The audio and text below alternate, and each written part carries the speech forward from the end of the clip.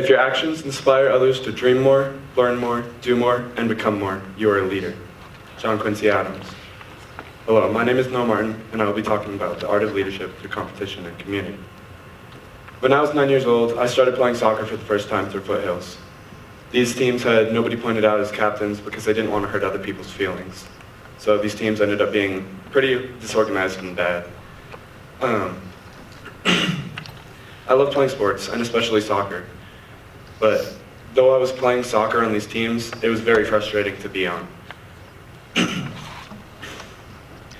They taught me a lesson. The lesson is that the key to success is having someone on a team who steps up and leads the team well. Without a captain, a team can't reach their full potential. As a graduating senior, I want to create and leave a legacy of leaders through Front Range Athletics. I want people to realize that Jesus sets the perfect example for us as a leader.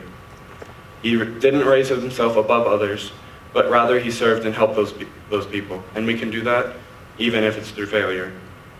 Mark 10:45, for even the Son of Man did not come to be served, but to serve. Jesus came to serve people. Proverbs 11:14, where there is no guidance, a people falls, but in an abundance of counselors, there is safety. Leadership is a key to a team being successful. And through this capstone, I realized there are 3 key lessons. True leaders set the standard. True leaders serve others, and true leaders never stop growing. There are many more qualities to being a leader, but these are some of the main qualities. For my capstone, I set out to explore how I could develop those skills, and I hope that you guys can all be able to do the same. You all have the opportunity to be leaders, whether that's in work, sports, school, or just at home. By looking at the example that Jesus gave us, we can be leaders. We can understand our own leadership style, and we can create a legacy for others to follow. One of my favorite stories when I was in high school was when our soccer team went up to Union Colony, and we expected to beat this team because of their poor record. But when we ended up getting there, the field was in terrible condition, and we gave up a very early goal. We were all super disappointed, but eventually we tied the game at 2, and the whistle was blown to announce the end of regulation. We all went to the bench, tired and very disappointed. We ended up going into the huddle, and I remember somebody saying that we needed to come out with an energy that we had not shown all season. Everybody in the huddle ended up saying something, agreeing to, or adding to this statement. This helped each other realize that all the other teammates had our backs. We ended up taking the field, and the energy was tangible. We scored a very early goal to win the game, and it was the most exciting thing ever. The leadership in this huddle was required to gain trust, create energy, and win the game. The first important lesson I have for you is that leaders set the standard through example and create relationships with teammates in order to earn their trust. Early in the soccer season, I got to interview my soccer coach, Coach Wags, and I asked him what it meant to be a leader. He said, a leader is someone who gets out and does it. Whatever it is, leads by example. You're in the trenches with your people. I think a good leader is leading by example, whatever it is that you're doing. Those who lead well set the standard and are examples for their teammates to follow. On the basketball team, though I wasn't a captain, I tried to set the standard for how an athlete should act. One of the quotes that I really liked came from the book I read, They Call Me Coach, by John Wooden. They said that a true athlete should have character, not be a character. As a senior on the basketball team, I did try to live this way. I tried to set the standard for how an athlete should act. Leaders stand out because they know how to set a good example and standard for their teammates to follow. This is what John 13:15 says. For I have given you an example, that you should also do as I have done to you. Jesus set the example of how to live, and we should follow it in his footsteps if we want to be leaders. We can follow his example by creating relationships, and this will eventually lead to trust, but this trust has to be gained. We have to show the team that you will go through the strenuous conditioning and remaining steadfast through tough losses. When Coach Wag said that you have to be in the trenches with your people, I had to think about this for a little bit. Eventually I agreed, because just like in a war, you have to trust the people on your team. This is what me and the other captains tried to do on the soccer team. Even outside of practice, we tried to set up times to hang out just so that we could build team chemistry. Sometimes we'd go to somebody's house and play Just Dance. Other times we'd just go get food. Other times we'd just do whatever we felt like we could do. Leadership within a team develops trust, and this is a crucial element necessary for success. This is one of the many important qualities, but there are more. Just like my second important lesson. Leaders are patient. They serve their team and friends with their best interest in mind. At the beginning of the soccer season, Coach Wags met with me and the other two seniors. He asked us what got us up in the morning. I will never forget how he responded to this. He said, to serve the people on the teams that I coach. The way he coached the rest of the season was very evident of this. Rather than doing it all himself, he let me and the other captains, and even the teammates, run things with him, whether that was the warm-ups before games, whether that was practices, or even just drills. Later in the season, I asked Wags another question about what it means to be a leader, and he said, whatever it is that you're doing, it's serving your people. This goes hand in hand with Matthew 20:26. Whoever wants to be a leader must be your servant. As a devoted Christian, I try to follow in Jesus' way of being a leader as best as I can. So adopting this path of leadership is necessary to becoming a great leader.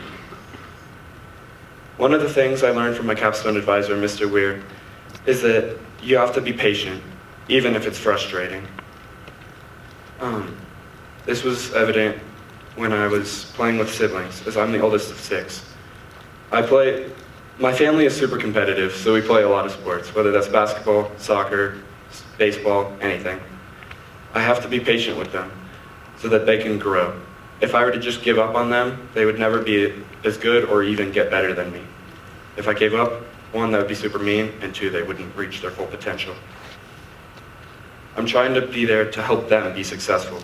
This is what Coach Wag said, and I saw this when I looked back playing with my younger siblings, because a true leader helps the team reach their full potential. Each type of leader will help the team be successful in their own way. So I decided to research all these different styles of leader.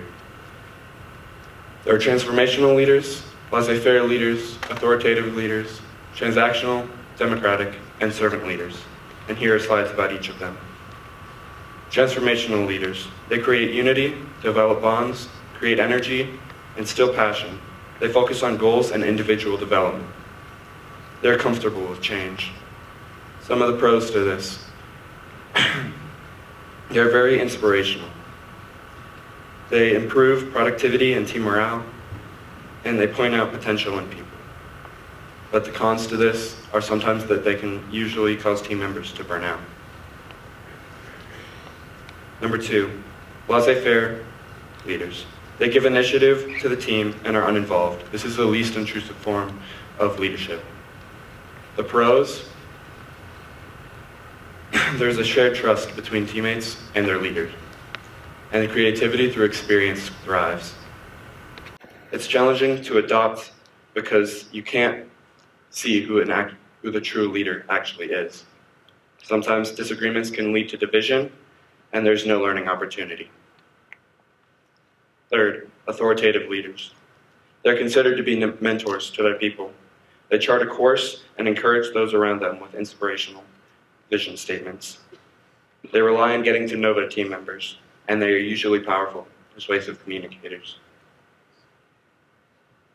Pros. There's a relationship that builds trust. They encourage collaboration, emotional intelligence, and teamwork. Cons.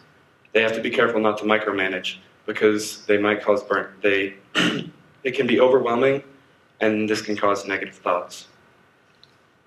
Fourth, transactional leaders. They rely on rewards and punishments. They emphasize structure, routines, and procedures rather than making changes. Incentives must be consistent and goals backed up with appreciation. Pros to this. They can establish roles and responsibilities for each. They recognize and reward commitment, and there is helpful clarity and structure. Cons. They place an amount worth on each member. There is no relationship or coaching, and there is low creativity due to a fear of punishment. Fifth, democratic leaders. They make decisions based on their team members' thoughts. This requires inclusivity, communication skills, and the ability to share power. This type of leader builds a ton of trust. Pros. It encourages collaboration due to full team accountability, and everyone demonstrates value. Cons. It's hard to work with through COVID, like remote situations, and it can be very hard to make quick decisions. Last, a servant leader. They put the needs of others first. There is an emphasis on strong relationship to reach full potential. And this was Jesus' way of being a leader. Pros, creativity and problem solving thrive. There is improved communication, and there's a strong sense of loyalty. Cons, they can be too focused on helping others that they can skip over their goals. After all this research, I could have guessed what type of leader I was, but I decided to take a test. I took this test through mindtools.com, and I realized that I'm a democratic leader. For my capstone experience, I put together a sports day, and I invited most people in the school to come and play any sport that we wanted to. At the end of each sport, I always asked someone, do you think this is the proper time to move on to the next sport? People tired? I would always get the response that, hey, you should be running the sports day. It's your idea. It's your call. This showed my democratic leader style because I relied on other team members' thoughts rather than just making my own decisions. I wish I was a servant leader because that's how Jesus led. But I can grow because leadership is dependent on personality and situation. A leader can have any style. It might always be shifting and changing based on circumstance. Leadership styles can always be growing, and it takes time, just like becoming good at a sport. The third important lesson I have is that leaders continue to grow and develop their skills. They don't give up. They compete to their fullest potential in order to glorify God. I had the opportunity to interview the Valor football coach this semester. I asked him how I can put these leadership skills to work in a high school situation. He said, try to glorify God in what you do daily. We have to glorify God in everything that we do, no matter what it is. Leaders must know the appropriate time to be joking and have fun, or when to tell the team harsh things. This way, you can be closer to getting your God-given talents and abilities and glorifying Him. If leaders give up, they aren't glorifying God. One of my favorite quotes this year came from my dad. He said that performance is the result of practice, and the same is true for leadership. It must be learned and taught. You cannot just expect it to happen without repetition. Leadership is just like courage. You have to build up in the little moments before getting to the big moments. You can't just expect it to happen right away. Those who are more natural leaders took advantage of those little moments when they were younger. Leadership can always be growing and changing in a person, though, just like humans never stop learning. In conclusion, sports is a big part of my life, and leadership is a key to successful teams. The 3 lessons that I learned are that true leaders set the standard. True leaders serve others, and true leaders never stop growing. So can I ask you, are you ready to be a leader? If so, how will you leave a legacy of leadership? Thank you.